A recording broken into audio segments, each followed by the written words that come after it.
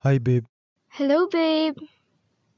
Oh my God, hindi ako prepared. Sana naman hindi ito yung tunay na yung engagement ring. Pakihawak nga, babe. Aayusin ko lang tali ng sapatos ko. Oh, bakit? Anyari sa'yo? Ewan ko sa'yo. Anak ng toyo. Valentine's Day.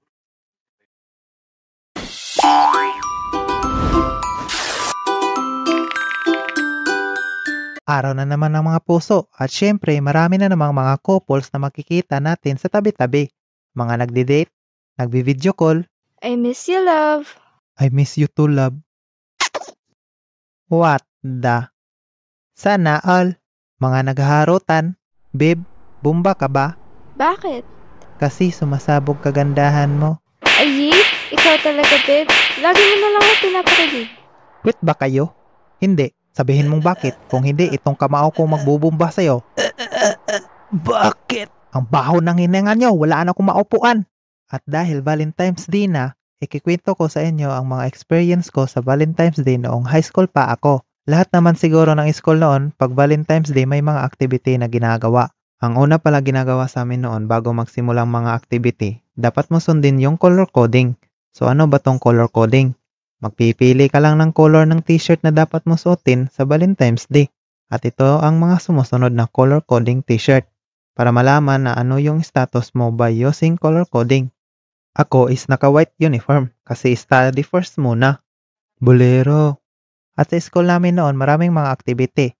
Isa na dito yung blind date. So sa hindi nakakaalam ano yung blind date, ito yung hinuhuli ang babae at lalaki tapos tinatakpan yung mga mata nila. 領域展開福間水し Based sa isang tao na nagplano na i-date yung dalawa. So that time ako at ang mga barkada ko ay hindi kami yung normal na mga student na hinuhuli. Kasi kami yung tagahuli. Dahil may classmate kami na babae, classroom officer, na sobrang close sa amin ng mga barkada ko. At ayun, humingi siya ng tulong sa amin sa paghuli ng mga student. At talaga namang walang nakaiwas sa amin nun. Mama, tulong! Gong, gong! Kasi may dalawa akong tropa na athlete, yung isa basketball player, yung isa naman soccer player. Kaya expect na yan na walang kapaguran at ang bibilis kumilos. Meron nga yung isa na hinuhuli namin sa sobrang dali-dali niya, bumalik siya sa room at nagtago. Sana yun? At ang ending naman nun, is sobrang saya. Kasi na-date nila yung mga crush rin nila eh. Sana all.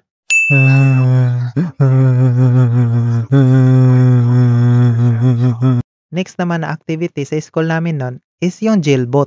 So jailboat is sim lang ito sa blind date na hinuli ang babae, lalaki at pinupusasan yung mga kamay. At kinukulong, makakalabas lang sila doon pag may magtutubos sa kanila na 10 pesos ata yun. Uy Summer, tubusin mo nga ako, di ba loyal ka? So, ito yung di ko malilimutan noon kasi may plano palang mga barkada ko na ikulong kasama yung bakla na may crush sa akin daw.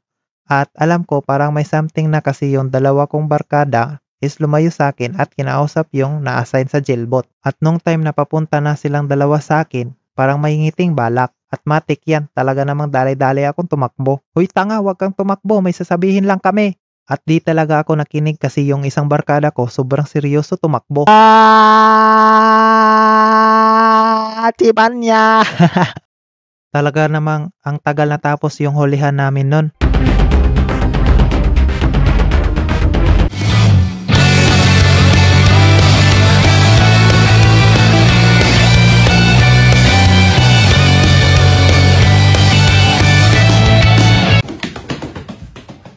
Nahuli lang ako nun kasi may nabangga akong isang babae. Uy miss, okay ka lang? Okay lang ako. Ay, nakita kong isang babae Di ko malimutan ang kanya imahe Ano ba ang iyong pangalan?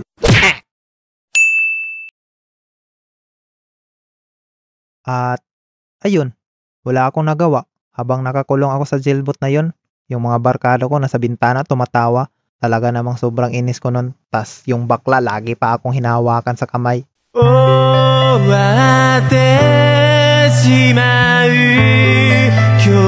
Next naman ito yung pinakamasaya na activity talaga sa akin.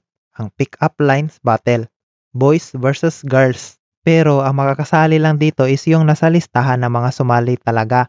Wala namang bayad, din wala ring limit. Pero sakto lang yung dami na sumali kasi mas marami pa rin yung mga student na di sumali kasi nahihiya sa harap ng stage. At matik yan, ako at mga barkada ko sumali sa pick-up lines. Kailan nga ulit yung mahal na araw? Kasi ang naalala ko lang, mahal kita araw-araw.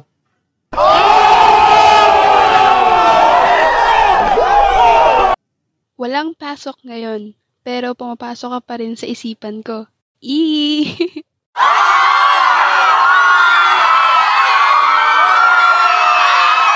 First Blood. If your mom ever told you she wants the best for you, she was talking about me.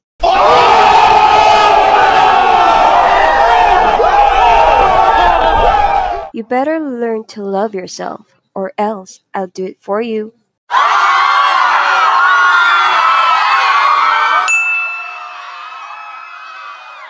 If I will be a tree, I choose Nara tree. In case you need me, Nara ko de repair me.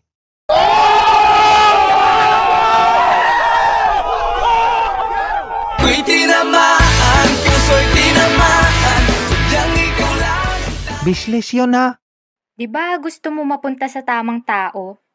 Alam mo ba kung paano papunta sa amin? Tayo na lang dalawa, tayo na lang magsama, tayo na lang dalawa.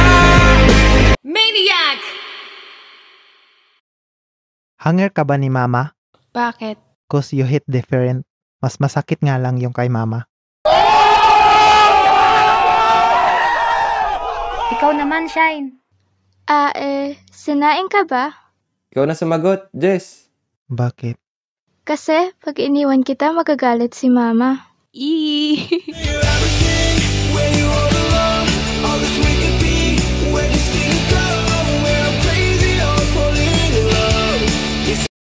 Balita ko, magaling ka raw sa math, sabi ng mama mo. Alam mo ba yung sagot ng 2 plus 2? 4? Yes, for you lang ako. Kakakaba, nakakaaliw, nakakakilig, nakakaba.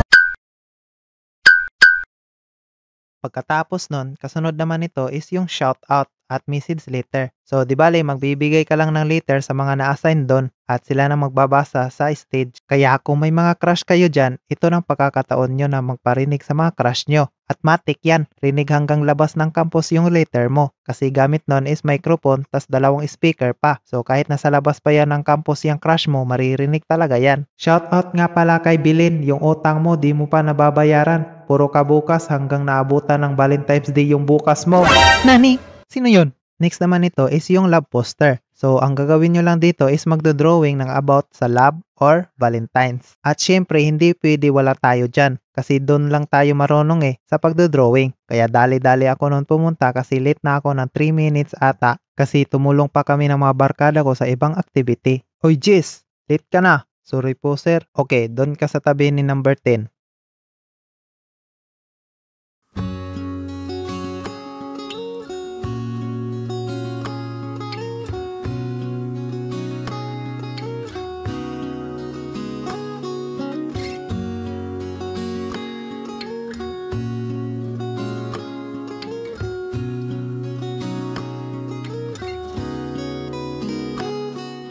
Sana all.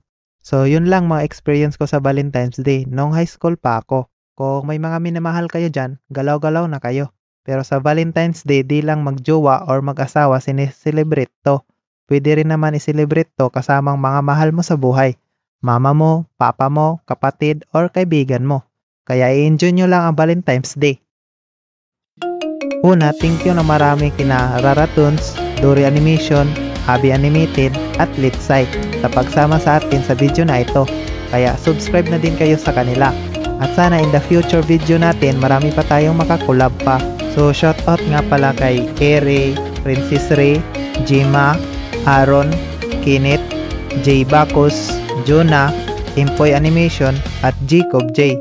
At sa mga magpapa-shoutout nga pala, comment lang kayo dyan. At sa mga magsisend ng fan art is message lang kayo sa FB page ko or sa Instagram ko. Ay, yun, natapos rin talaga. Kala ko di na ako makaka-upload kasi daming trahedya nangyari dito. May lindol, may bagyo, may smosa, pero nakayanan naman natin. Kaya sana na-enjoy kayo sa panonood. Thank you ng sobra sa mga nanood ngayon at sumuporta, at huwag nyo kalimutan i-like, subscribe at click nyo na rin yung notification bell para updated kayo sa mga paparating nating mga video. Happy Valentine's Day guys! Stay safe! Bye bye! At siguro pasensya na rin kasi parang mabilis yung animation ko yata. Kasi yun yung tingin ko eh. Sobrang bilis yata ng animation ko. Siguro sa pagmamadali ko lang sa paggawa. Kasi mga ano ko nagawa eh. Mga 3 weeks ata. 3 weeks. Ay. So, yun lang. Pero gagawin pa natin yung best natin sa next mga paparating nating mga video. Wala na akong voice. Ay, nakakagutom pala no?